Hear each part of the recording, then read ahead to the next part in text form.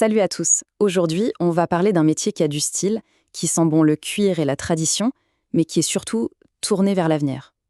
On va décortiquer ensemble le métier de cordonnier, un artisanat qui fait un retour en force, et on va voir pourquoi. Alors, juste avant de plonger dans le vif du sujet, sachez que cette présentation vous est proposée par Trajectoire, le centre d'orientation scolaire et professionnelle qui vous accompagne ici, en Belgique. Voilà, maintenant que c'est dit, on y va. On connaît tous ce dilemme, hein, cette paire de baskets qu'on adore, mais qui commence à fatiguer. On la jette ou on la répare. D'un côté, il y a la fast fashion qui nous pousse à acheter, jeter, racheter, et de l'autre, il y a un geste simple, presque militant, faire réparer. C'est là que notre artisan entre en jeu. Mais oui, carrément, le cordonnier, ce n'est plus seulement la personne qui recolle une semelle. Aujourd'hui, c'est un acteur clé de la durabilité. C'est un peu un héros du quotidien qui se bat contre le gaspillage en donnant une seconde vie à nos affaires. Un métier qui a un impact, un vrai. D'accord, mais concrètement, ça ressemble à quoi, la vie dans un atelier de cordonnerie? Imaginez un peu, l'odeur si particulière du cuir, le son du marteau. Allez, on pousse la porte et on va voir ça de plus près. Alors, on pourrait penser que c'est un métier répétitif, mais en fait pas du tout. Bien sûr, il y a l'accueil et le conseil aux clients, c'est hyper important. Ensuite, le cœur de l'activité, c'est la réparation, évidemment. Pas que des chaussures d'ailleurs, mais aussi des sacs, des ceintures. Il faut aussi gérer ses stocks, commander le cuir, les produits. Et souvent, pour compléter, beaucoup de cordonniers proposent d'autres services, comme la reproduction de clés. Bref, on ne s'ennuie pas. Et cette diversité, on la retrouve dans le rythme d'une journée type. Le matin, par exemple, c'est souvent le moment d'accueillir les clients et de gérer les petites urgences. L'après-midi, on passe au travail de fond, plus technique, sur les machines, les coutures compliquées. Et en fin de journée, il faut nettoyer, préparer le lendemain et s'occuper un peu de la paperasse. Ah oui, être indépendant, c'est aussi être un peu gestionnaire. Bon, pour faire tout ça, c'est clair qu'il faut un savoir-faire particulier, mais aussi les bons outils et surtout les bonnes qualités humaines. Voilà un peu l'arsenal du cordonnier. Il y a des machines assez impressionnantes, comme le banc de finissage, qui sert à poncer, polir, lisser. C'est vraiment le cœur de l'atelier. À côté de ça, il y a toute une panoplie d'outils à main, comme le tranchet pour couper le cuir ou la laine pour percer.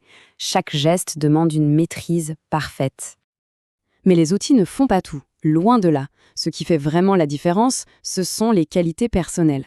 Il faut être habile de ses mains, bien sûr, être précis, minutieux et très patient.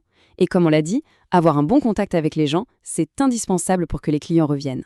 Enfin, l'autonomie est la clé, car on est souvent seul maître à bord.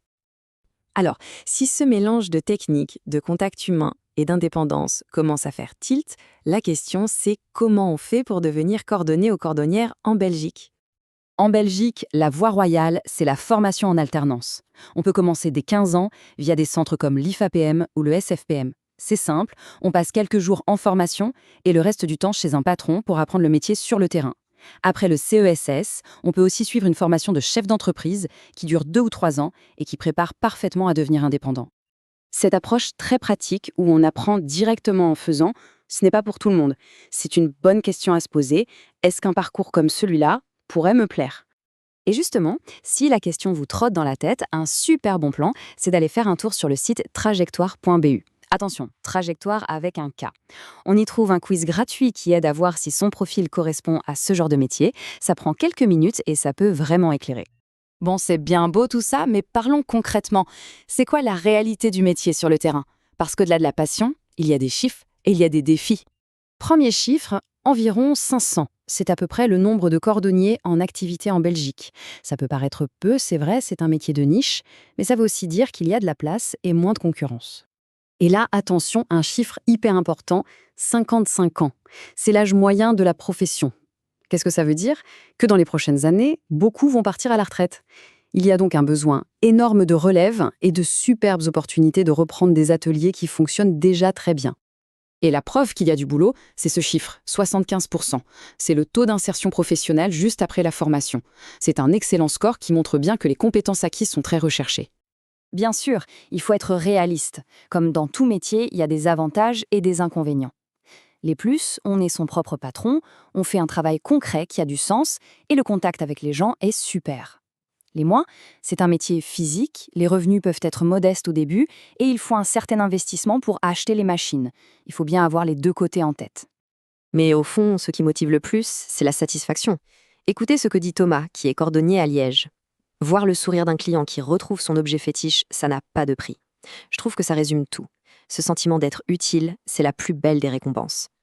Alors, après avoir fait tout ce tour d'horizon, la grande question c'est, est-ce que cette voie est faite pour tout le monde? Pour résumer, pourquoi se lancer là-dedans aujourd'hui? Premièrement, c'est un métier manuel qui a vraiment du sens.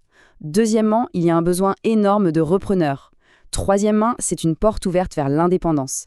Et enfin, on joue un rôle actif pour une consommation plus responsable. Franchement, ça coche pas mal de cases importantes, non? C'est une belle mission au final, permettre aux gens et à leurs objets de continuer leur chemin. La question est, qui se sent prêt ou prête à relever ce défi?